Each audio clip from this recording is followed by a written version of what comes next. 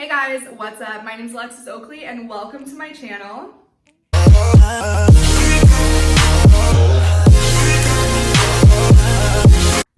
Today I'm going to be sharing a dating story time with you guys. I have so many amazing dating story times. Not in the sense of me and this guy had this great connection and the date went so great, we have all these cute stories. No, not like that at all. I have so many amazing dating stories in the fact that I put myself out there so much. I'm not afraid to go up to a guy. Honestly, one of my favorite hobbies ever is going up to guys at a bar, approaching them, asking them out, asking for their number, whatever it is. I love making the first move. I just think that's so much fun, and you know, there's no harm. A lot of my friends are always scared to go up to guys and make the first move, but the worst they're gonna do is say no, or you're gonna have some really great stories out of it. So let's get into one of my first stories. I told this story to a lot of my friends and people genuinely are like, that can't be real. Like, that did not happen. I'm like, no, I swear, like, this shit only happens to me. I have so much energy right now. I've been drinking my Celsius and I did not realize how much caffeine that stuff has in it, but it's really great for when I'm telling a story because I turn it on for the camera. Okay, so for the sake of the story and privacy reasons, we're gonna call this guy Ryan. So me and Ryan matched on a dating app in like January and it's on Bumble. And so on Bumble, the girl has to make the first move. So I came up with a really great opening line. We started messaging and we just kind of clicked right away. We had great conversations and then we started texting and we both kind of agreed that we were on the same terms. We weren't looking for anything serious. We were just kind of looking for a no strings attached, fun, consistent hang. And so pretty quickly, whenever we started texting, he had told me that he just got laid off his job and so he didn't really have a lot of money. So we couldn't necessarily go out to bars or restaurants, but he was like, you know, you can come over to my place or I can come over to yours. And at first I was kind of like, I don't know if I want to do that. And then I was like, you know what? This guy seems cool. He seems nice. I creeped on his Instagram. I am the queen of internet stalking guys. I found out everything I needed to know about him. I knew it'd be fine.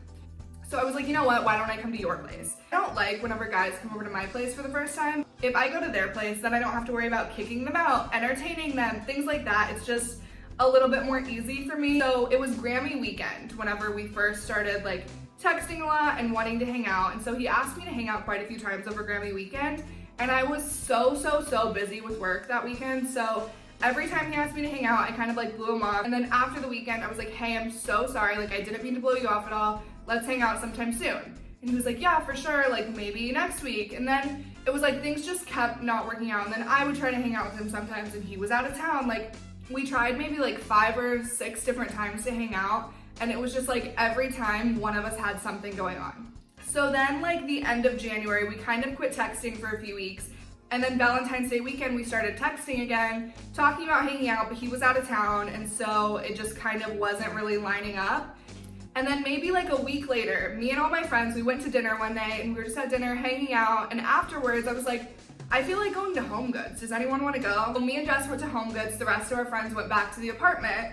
And we walk in, we're shopping around, and one of the first few aisles, I see this guy. And I look at Jess and I'm like, oh my gosh, he's so cute. And she's like, yeah, he's cute. Just kind of like blew it off, whatever. We kept shopping around and we walked away from him and I was like, no, like, he's so hot. I was like, he is literally my type to a T. He's so cute. And she's just like, yeah. And we kept running into him the entire time that we were shopping. So then I'm kind of like, okay, do I make a move on this guy? And I even asked Jess, I was like, is it weird to come on to a guy in Home Goods?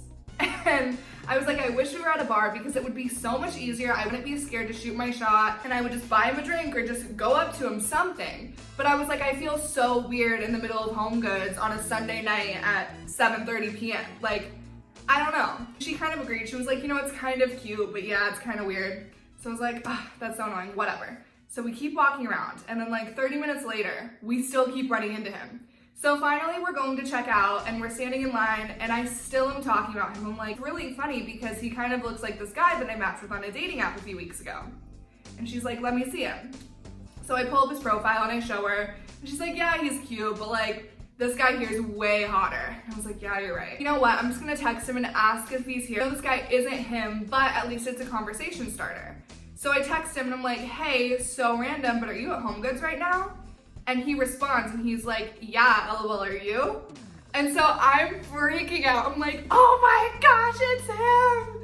And so Jess is like, oh Lord. So I text him back and I was like, wait, where are you? Like, yes, I'm still here. And he's like, I'm in the furniture section. So we make our way back to the furniture section. I wasn't like full glammed. I had like high-waisted jeans, a crop top, hair in a ponytail, and like light makeup. So I still looked like cute and like casual, like I wasn't trying too hard. So I see him and he gets all nervous and I was like, oh my gosh, hey! And I like go and hug him. I'm really good at making really awkward situations not awkward. And he was like so uncomfortable, and I think it worked out really well for me because I had a friend, so I knew that if things got really weird, she would jump in and be like, all right, like we gotta go or something. So I like went up and I was like, oh my gosh, hey, and I hugged him and I was like, dude, how weird is this? And he was like, I know. He's like, how crazy? I was like, you know, I saw you and I thought you looked familiar. I didn't think you looked familiar, I just thought he was hot. I was like, I thought you looked familiar, but then I started thinking about it. I was like, wait, I think I matched with this guy on Bumble. And he was like, yeah, that's so funny. I was like, how was San Diego? Because I knew he had just went there for the weekend. And he was like, it was really fun, and telling me about that. And he was like, you know, how have you been? And then it kind of got to the point where it was like, all right, like, this doesn't need to be too drawn out. And so I was like, okay, well, it was so good to see you. I was like, we should hang out sometime soon. And he was like, yeah, let's do it. This was on a Sunday night. And he's like, you know, I'm super free this week up until Thursday, and then after Thursday, I'm really busy, but anything before then, I don't have plans. And I was like, well, what are you doing tomorrow? He was like, nothing. I was like, okay, great, let's hang out. He's like, yeah, let's do it. So I was like, all right, I'll text you. He's like, okay, cool. So we leave. I am so excited. I'm like, Jess, he's the one. Like, what are the odds that I run into him in Los Angeles, just randomly? That doesn't happen a lot. So we go home and we're just super giddy and excited, and I just can't stop talking about it. I'm like, I know this is so annoying, I'm so sorry, but me and Jess, we have that relationship, like, you can talk about boys for hours, and it doesn't get annoying for either of us whenever the other person has like a guy that they're super excited about. We live for boy gossip. It's like 10:30 at night at this point, and we have so much energy, and we don't know what to do. And I was like, have you ever been to a psychic? And so we start talking about that, and I'm like, we should go. We start calling psychics at 10:30 at night, and we're like, hey, like, do you have any availabilities for tonight? We'd love to come in for a palm reading. So we finally found this one lady, and let's call her Sarah. So we call Sarah, and we're like, hey, do you have any openings for tonight? And she goes, let me check my schedule. Yes, I'm free right now. So we're kind of like, oh gosh, like, who is Sarah? Like, who is this girl? So we're like, all right, Sarah, we'll be there in 10 minutes. So we go to Sarah's, and it's this little shop on like kind of a main street in the area that we live. And it has like this huge glass window and like neon signs on the inside. It's super cute. So we go in, we're super excited. We like sit down in the chairs, and this is literally how she talks. She's like, okay, who wants to go first? And so me and Jess, we're trying to take this serious because we don't want to offend this girl, but it's kind of hilarious. So I was like, I can go first, like, sure. And she's like, okay, so I don't like to have people in the same room because I pick up off of each other's energy. So she's like, can the other person go sit outside? And we kind of like look at each other, we're like, outside? Because there's a back area to this psychic shop. And so we kind of assume that's like where she does her readings. And she was like, no, I like to do my readings in the front of the room. We're like, okay. So she has a folding chair sitting outside her shop, a folding chair. And so Jess goes and sits on her folding chair outside in the freezing cold at 11 o'clock at night. And I'm sitting inside doing my reading, and I'm all, tell me what's up, Sarah. So she starts reading my palms, and she's like, okay, I have a feeling. And she's going on about all the stuff. I'm gonna spare you guys the details, but she starts going on about my career and my relationship with friends and financial situations and family, and everything she's saying is so spot on. And I like am in love with Sarah at this point. I'm like, Sarah could literally tell me anything and I will believe her. I trust her. She's amazing. She's my everything. Sarah was a queen in this moment. Then she's like, have you met a guy recently? And I just light up. I'm like, yes, I actually met a guy tonight. And she's like, is he tall and dark? I was like, yes. I'm like, that's him. Even though that's like one of the most broad terms and everyone wants someone tall, dark, and handsome, so it's kind of predictable, but I was like, yes, Sarah, how'd you know? And she's like, yes, he's your husband and you guys are gonna get married within the next year and have this amazing relationship. And then in a very long time, she's like, not anytime soon, you guys are gonna have 3 kids together, 2 boys and 1 girl. And she just starts going on about this life we're gonna live in our relationship and how we're gonna get along, and I am eating this up right now. And it was just really crazy because at this time, I didn't want a boyfriend at all. That was the last thing on my mind. I didn't have time for one, anything like that. So it's not like I've been fantasizing about having this relationship at all. So it was really out of the blue, but I started to get really excited because I believed everything Sarah told me. So then me and Jess go home and we're so pumped. We're telling all of our friends about this experience and how amazing Sarah was and how much we love her. We're like, maybe we should start going and seeing her every single month now and like see what she has to tell us, like bow down. So the next day after I met Ryan is Monday. And I'm super excited because I'm like, oh my gosh, I'm gonna hang out with him today. I'm like, planning on washing my hair. I was like, should I go to the dry bar and get my hair like blown out? I need to do my spray tan. I need to look good for him. I'm excited. And every girl has been here. You know what I'm talking about. Plan your entire day for this guy that you have planned to hang out with that night. So I'm doing my little self-care routine. I'm pumped. And I was like, okay, should I wait for him to text me or should I text him? Because, you know, every girl wants to be pursued. As much as I like going after guys, at the end of the day, I like making the initial move and then I like the guy to kind of take it from there. But I was like, okay, maybe I should text him just because yesterday I said, I'll text you tomorrow. I text him finally and I'm like, hey, so funny running into you last night. Are you still down to hang out tonight? No response. No response. I kind of was confused. I was just like, all right, like that's weird. And that is the worst feeling in the world as a girl whenever you spend your entire day getting ready for this date you have planned at night and you're so excited and then nothing. Or if he cancels or if he ghosts you, like that is the worst feeling in the world. So I was just kind of like, whatever, that's weird, but new boy, let's go. And so that weekend, me and my roommate, we had just moved into our apartment, so we were having kind of like a moving in party, and I invited him to the party. I think it was like on a Saturday, and I texted him that Friday and I was like, hey, like not sure what you're up to tomorrow night, but I'm having a party, you should swing by. No response. So now I'm kind of like confused. I'm like, okay, here's the deal. We didn't hang out, so I couldn't have even shown you like a crazy side of me or done anything wrong for you to not want to see me again and ghost me. Literally all that happened is I randomly saw you at Home Goods. I wasn't stalking you to find out that you were there, nothing. Like we randomly ran into each other and I said hello. Like what? So that's what I don't understand. Then maybe like a month goes by and I'm on Instagram one day and I was like, oh, I haven't seen him post in a while. I wonder what he's up to. So I search his name on Instagram and I don't see his page. That's weird. Maybe he deleted his Instagram. I don't know. So then I decide to search his name on my Finsta just to make sure that he deleted his Instagram because I had this weird gut feeling. Maybe I got blocked. So I go look on my Finsta. There he is. There's Ryan's Instagram.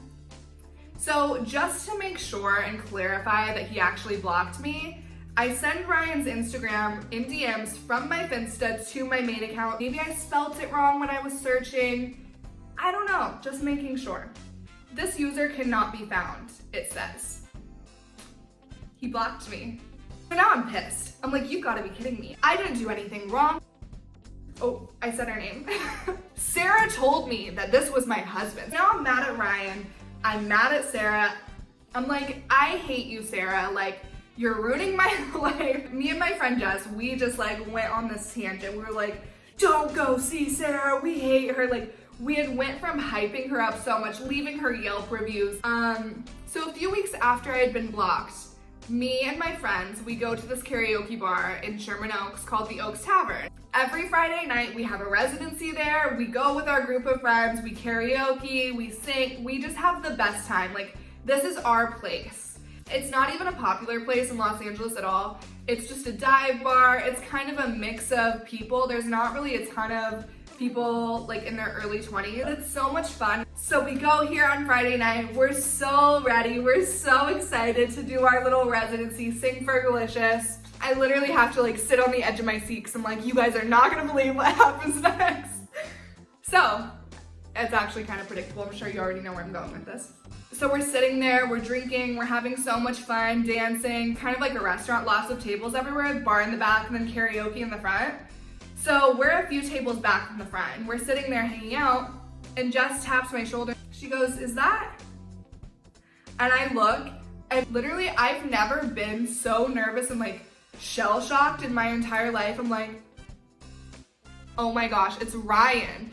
He's in the very first table, front row center of this karaoke bar too. It's not like he's just casually in the back. And I like don't know what to do. I freeze. And I'm supposed to sing a song in like 20 minutes. So I'm like, guys, we have to leave. And everyone's like, what? And I was like, I don't know if I can be here. This is like one of the first times that I've ever been so nervous about a guy. Normally, I don't really get anxiety or nerves or anything. So I'm kind of toying between two ideas in my head at this point. Do we all leave and get out of here before he sees that I'm here? Then my other option is to get up, grab the microphone, be super confident, sing in his face, like, what's up, I'm here. And so finally I'm like, you know what? I'm not gonna let this fool ruin my night. I'm gonna go up there, I'm gonna sing Fergalicious, I'm gonna have a great time with my friends, and he can suck it because I didn't do anything wrong. So the way that it works here is they show like the next 5 people on the screen. So it's like Perry, bad guy, Alexis, Fergalicious, and so on. So my name comes up on the screen that I'm gonna be singing a song in a few minutes. And as soon as I'm supposed to go up, he goes to the bathroom. I go up, start singing, and then I watch him come out, look up on stage, and then go hide in the corner by the bar. This fool literally hid in the back of the room so that he didn't have to sit up in the front and watch me sing. I'm just up there having a great time, acting like nothing's going on. And then afterwards, I go back to my table, sit down, and everyone's like, did we all just see what happened? Like, he literally hid in the back. He goes up to the front back with his friends and he's sitting at his table. So then in my head, I'm kind of like, okay, what if he doesn't know it's me? What if it's just a coincidence that he happened to be getting a drink and kind of hanging in the back for a little while? And then I watch him and all his friends, they lean in, start whispering, and then all of them look back at me at the same time. So I'm like, oh great, they're talking about me. So at this point, we're just kind of laughing about it and being like, he's such a loser. And so a little bit later, he walks past me because the table that I'm sitting at, he has to walk by me to get to the bathroom. So he goes to the bathroom, and as he's walking out, he's purposely looking the other direction as he walks past me. And I grab his shoulder and I'm like, oh my gosh, hey Ryan, how have you been? And he literally looks at me and acts like he doesn't know who I am. And he's just staring at me, he's like, hey. And I was like, oh my gosh, how have you been? What have you been up to? And he's like, oh, you know, the usual. And he starts to walk away from me mid-conversation. I was like, are you gonna sing a song tonight? And he's like, I don't know, maybe. And I was like, you totally should, it's so much fun. And he goes, cool. Walks away, kind of raises his eyebrows at his friends, and he's like, and then leaves the bar. Literally, he didn't even say goodbye to his friends, go back up to his table, anything. He just straight shot left the building. Again, I did not do anything wrong. I said hello to him 2 times when we happened to be at the same place. And I wish I had more to this story, but unfortunately, that's exactly how it ended right there. We've never talked again. We've never seen each other again. I have a feeling that it's just gonna be this thing from now on where we keep running into each other. Obviously, we go to a lot of the same places and we live in the same area. I don't know what's gonna happen from now on. It's kind of humorous at this point, and I love sharing the story because it's literally just like, what the hell? I don't know. That's one of my boy stories. I hope that you guys enjoyed this story time. If you guys want to see more story times like this, let me know, because trust me, your girl's got stacks on stacks of these. I literally have an entire note page in my phone of like the name and a brief version of the story. We're just getting started. Thank you guys so much for watching this video. Be sure to like and subscribe, and I'll see you guys later.